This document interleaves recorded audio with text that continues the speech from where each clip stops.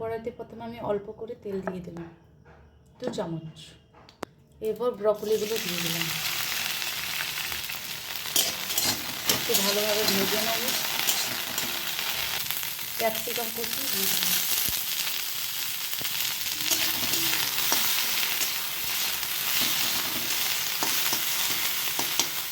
এরপর গাজর কুচি দিয়ে দিলাম,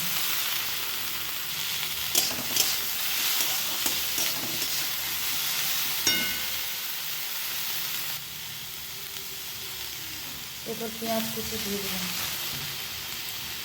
এরপর টমেটো কুচি দিয়ে দিলাম। এবার ভালোভাবে নেড়ে নেব। এরপরে অল্প একটু নুন দিয়ে দেবো। এটা বাচ্চারা খুব ভালোবেসে খাবে এবং অনেক সবজি ওরা খাবে। গোলমরিচের গুঁড়ো, এরপর দিলাম ধনেপাতা কুচি, এরপর দেবো ব্রেড।